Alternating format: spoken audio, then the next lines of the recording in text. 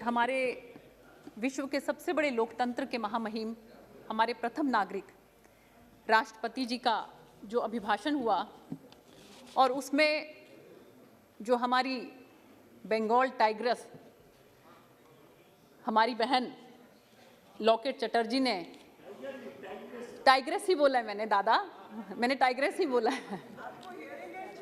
हाँ बिल्कुल, ऐसा लग रहा है कि ज़रूरत है। तो उन्होंने जो धन्यवाद प्रस्ताव किया उसके समर्थन में मुझे जो बोलने का मौका मिल रहा है उसके लिए मैं सभापति महोदय आपका बहुत बहुत तहे दिल से धन्यवाद करना चाहती हूँ।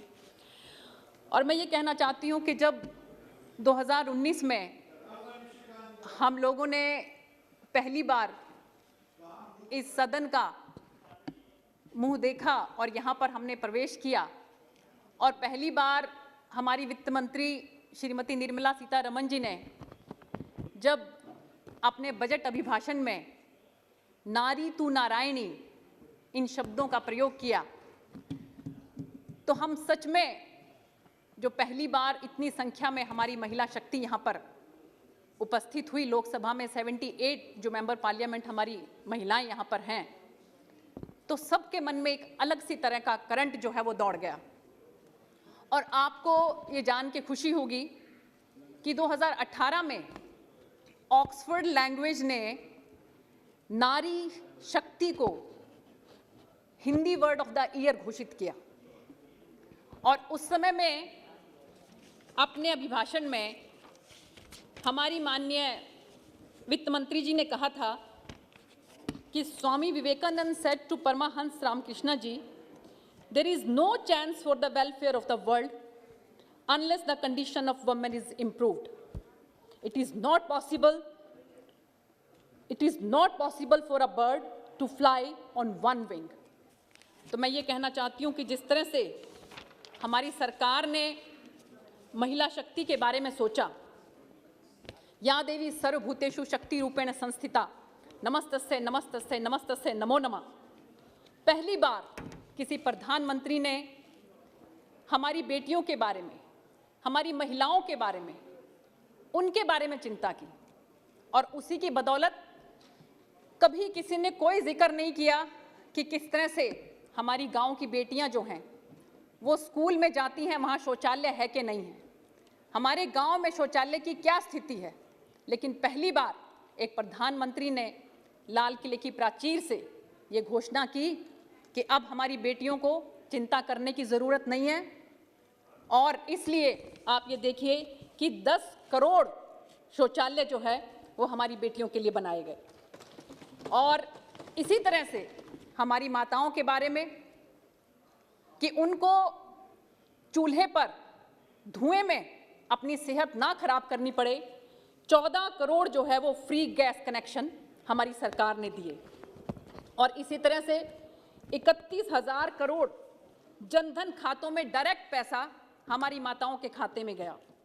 सेल्फ हेल्प ग्रुप की अगर हम बात करें सभापति महोदय, तो मैंने खुद अपनी लोकसभा में देखा है कि वहाँ पर अटल किसान मजदूर कैंटीन जो है वो बनाई गई हैं, जिसमें कि 10 रुपये में एक थाली मिलती है और उसमें कैंटीन में सेल्फ हेल्प ग्रुप की महिलाएं जो हैं वही उसके अंदर सभी कार्य करती हैं, खाना पकाती हैं और उसके बाद खाना परोसती हैं। और एक नारी का, एक माँ का जो भाव उस खाने के अंदर होता है वो आप समझ सकते हैं कि एक खाना जो है वो सभी इंग्रेडिएंट्स हैं, आटा वही है, सब कुछ वही है, वही एक नौकर परोसता है और वही अगर एक माँ परोसती है तो उन दोनों में बहुत अंतर होता है। तो मैं ये कहना चाहूँगी कि जिस तरह से हमारी सरकार ने नारी के बारे में सोचा, और एक और भी बड़ा उदाहरण हमारी बेटी भावना कांत, 26 जनवरी को जब बहुत से तो नहीं, मैं कहूँगी कि कुछ ऐसे असामाजिक नवयुवक जो है वो किस जुनून के साथ हमारे तिरंगे का अपमान करने पे लगे हुए थे, तो हमारी एक बेटी भावना कांत जो है वो एयरफोर्स पायलट जो है हमारी 26 जनवरी पर हमारी गरिमा को बढ़ा रही थी। क्योंकि हमारी सरकार ने जो आर्म्ड फोर्सेस में भी महिलाओं का प्रतिनिधित्व अब करने का जो उन्होंने निर्णय लिया है, उससे हमारी बेटियां जो हैं वो फोर्स में भी हम काम कर सकती हैं। इस बात की हमें बहुत खुशी है सभापति महोदय।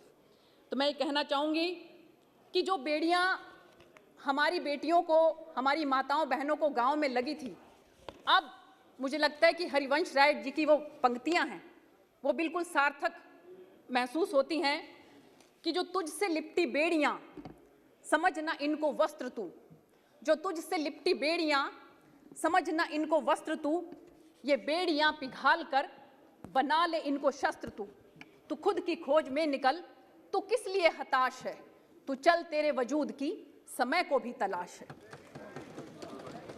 तो ये आज के तारीख में मैं कहना चाहूँगी कि आदरणीय प्रधानमंत्री श्री नरेंद्र मोदी जी के नेतृत्व में हमारी बेटियां, हमारी महिलाएं, हमारी बहनें अपने आप को बहुत सुरक्षित और अपने आप को बहुत कॉन्फिडेंट महसूस करती हैं, और इसलिए मुझे नहीं लगता कि आज कोई भी ऐसा सेक्शन है, कोई भी ऐसा सेक्टर है जहाँ के हमारी बेटियां या हमारी बहनें काम ना कर रही हैं।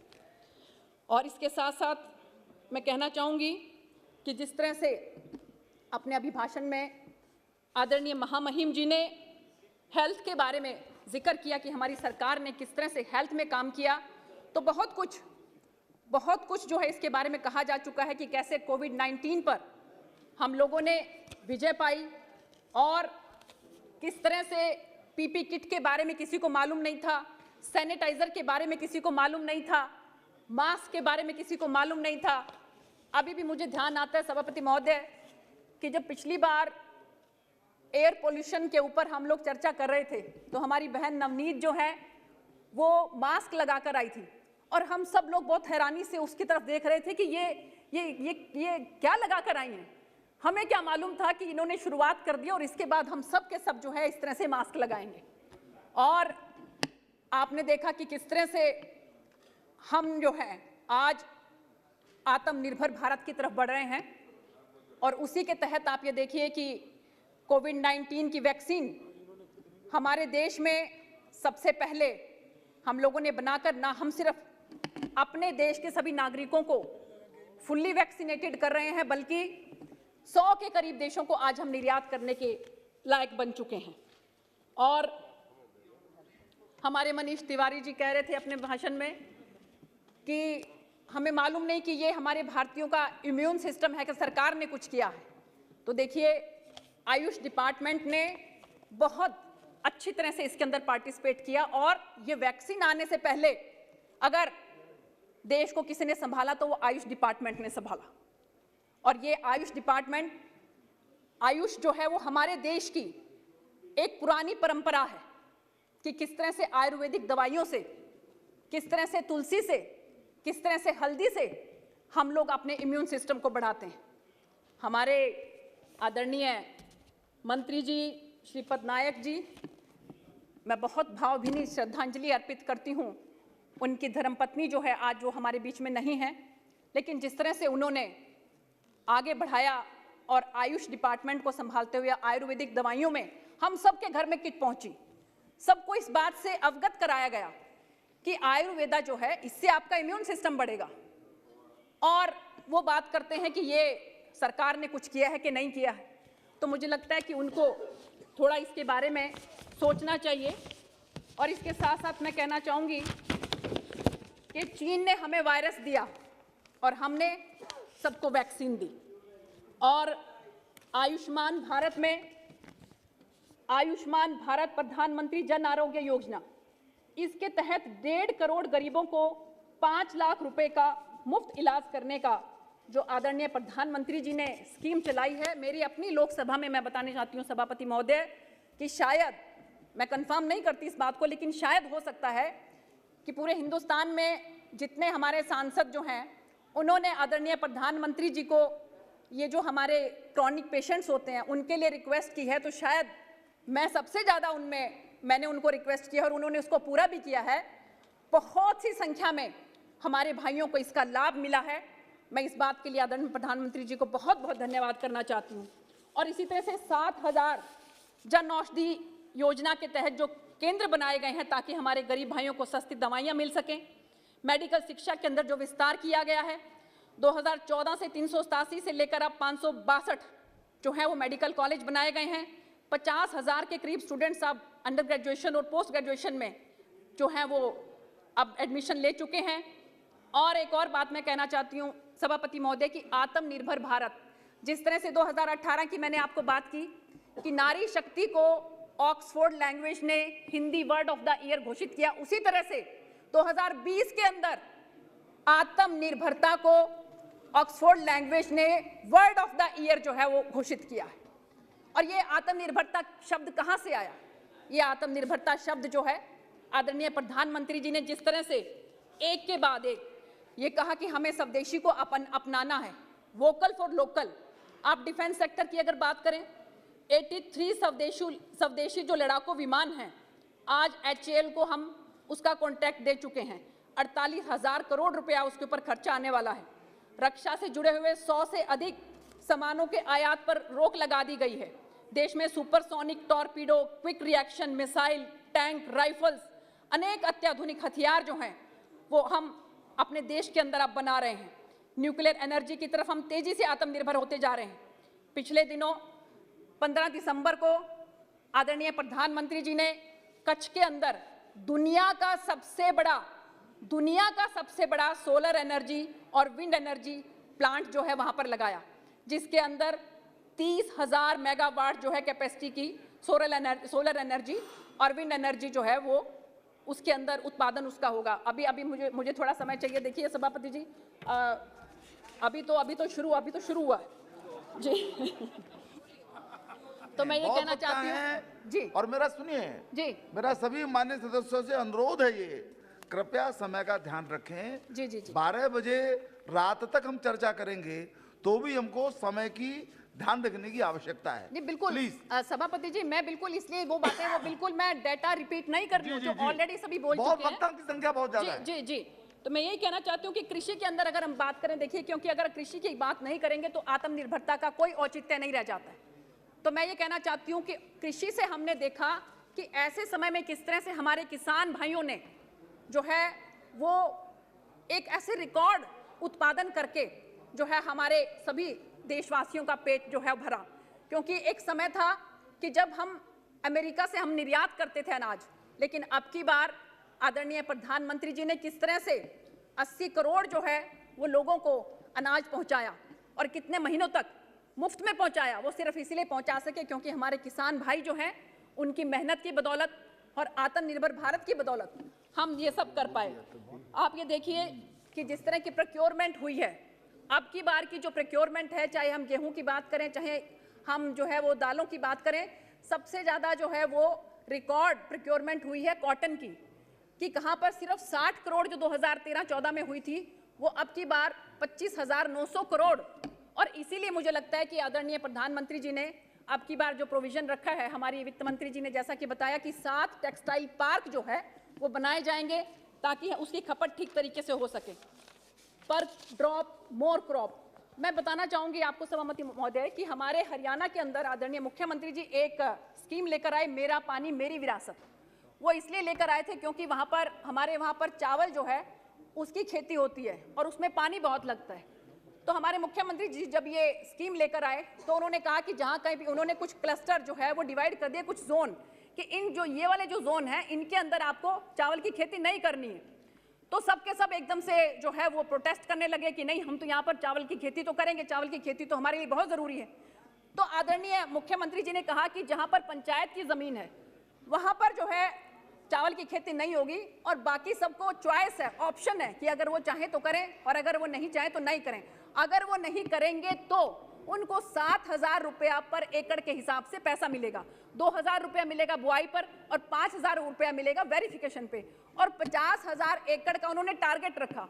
आप देखिए सभापति महोदय कि अगर हमारे किसान भाइयों को प्यार से समझाया जाए तो मुझे लगता है कि वो समझते हैं। 50,000 एकड़ का हमने टारगेट रखा, 80,000 एकड़ जो है किसान भाई हमारे आगे आए और उन्होंने कहा कि ठीक है जी, हम यहाँ पर चावल की खेती नहीं करेंगे। तो मुझे लगता है कि आज जरूरत है कि हम लोग, सभापति महोदय प्लीज आप अगर देखिए अगर आप लोगों को इंटरेस्ट नहीं आ रहा है, समाप्त कीजिए, दुग्गल जी समाप्त कीजिए। जी। तो मैं ये कहना चाह रही थी कि अगर हम अपने किसान भाइयों को समझाएं तो वो जरूर समझ जाएंगे। अभी कल हमारे जो नेता प्रतिपक्ष हैं वो बात कर रहे थे कि हमारे किसान जो हैं वहाँ पर ब्राह्मण हैं और चंडाल हैं। तो मुझे समझ में नहीं आ रहा कि इस तरह के शब्द इतने बड़े पद पर होकर किस तरह से उन्होंने इस्तेमाल किए। तो मैं ये कहना चाह रही हूँ कि अगर वो इसके साथ चौकड़ी भी लगा देते तो मुझे समझ में आ जाता कि ये चंडाल चौकड़ी के बारे में सबको समझ में आ जाता कि किसके बारे में बात हो रही है और कौन लोग हैं जो हमारे किसान भाइयों को जो है वो बहका रहे हैं। तो मैं ये कहना चाहती हूँ कि अगर हम अपने किसान भाइयों को समझाएंगे तो वो ज़रूर समझ जाएंगे।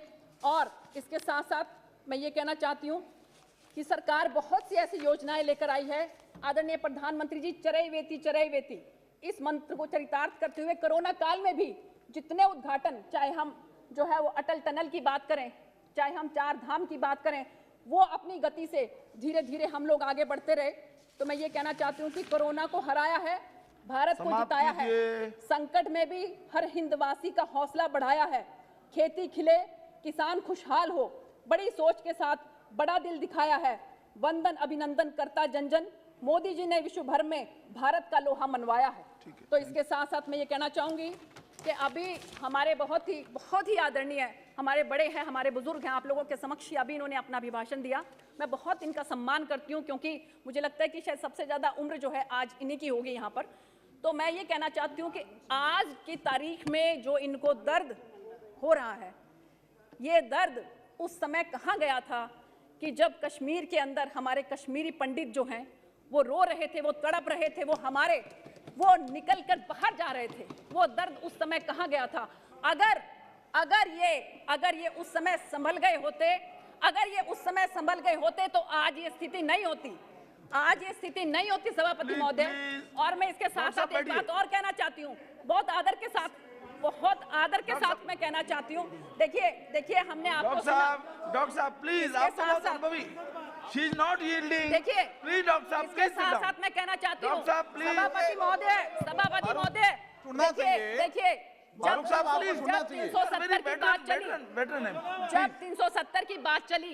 370 की बात चली तो मैंने खुद हमारे आदरणीय के वीडियो देखे हैं। 1 मिनट के लिए मैंने उनके वीडियो देखे हैं और उस वीडियो में उन्होंने क्या कहा है कि 370 हट गया तो पता नहीं क्या हो जाएगा। और आज देखिए, मैं कह रही हूँ कि 50% से कम आतंकवादी घटनाएं हमारे कश्मीर के अंदर कम हो गई। हमारे वहां पर, हमारे लद्दाख के अंदर सेंट्रल यूनिवर्सिटी बन रही है और अब पूरा का पूरा जम्मू कश्मीर और लद्दाख जो है वो एक नई तरक्की के रास्ते पर चल रहा है। अगर मैं देखिए, और मैं बहुत आदर करती हूँ, बहुत अच्छी तरह से इन्होंने आज ये जिस तरह से एक्सेप्ट कर रहे थे, मैं दिल से सम्मान करती हूँ। आज ये बिल्कुल इसको एक्सेप्ट कर रहे हैं और हम मिलजुल कर ही चलेंगे, तभी ये देश आगे बढ़ेगा। जी 1 मिनट, मैं आखिरी अपनी पंक्तियां जो है आप लोगों के सामने बस कहना चाहती हूँ कि आदरणीय सभापति महोदय, आपने मुझे बहुत समय दिया, मैं इसके लिए आपका बहुत बहुत धन्यवाद करना चाहती हूँ। एक शब्द मैं आपके सामने बस ये कहना चाहती हूँ कि गरीबी हटाओ 70 साल से ये नारा दिया गया, लेकिन जो काम हमारे आदरणीय प्रधानमंत्री जी ने किया, गरीबी असली में ऐसे नहीं हटती, गरीबी हटाने के लिए काम करने पड़ते हैं। तो मैं कहना चाहता हूँ कि सोचने से कहाँ मिलते हैं तमन्नाओं के शहर, चलना भी जरूरी है मंजिल को पाने के लिए। बहुत अच्छा। और सभापति महोदय, और देखिए इसी के तहत देखिए ये कहते हैं कि हमारा किसान की आमदनी नहीं बढ़ रही, इसलिए हम लोग ये कानून लेकर आए हैं और आदरणीय प्रधानमंत्री जी ने खुले दिल से निमंत्रण दिया है कि आप जो सुधार चाहते हैं कि ये सुधार करिए, वो सुधार करने के लिए हम तैयार हैं। और आखिरी में सिर्फ अंतिम बार में जो है आपको सिर्फ मोदी जी के लिए एक ये शेर पढ़ना चाहती हूँ कि जिस तरह से सुबह से लेकर शाम तक विपक्ष जो है उनको गालियां देता रहता है, तो ये कहना चाहती हूँ कि हर रोज गिरकर भी मुकम्मल खड़े हैं, ए जिंदगी देख मेरे हौसले तुझसे भी बड़े हैं। बहुत बहुत धन्यवाद।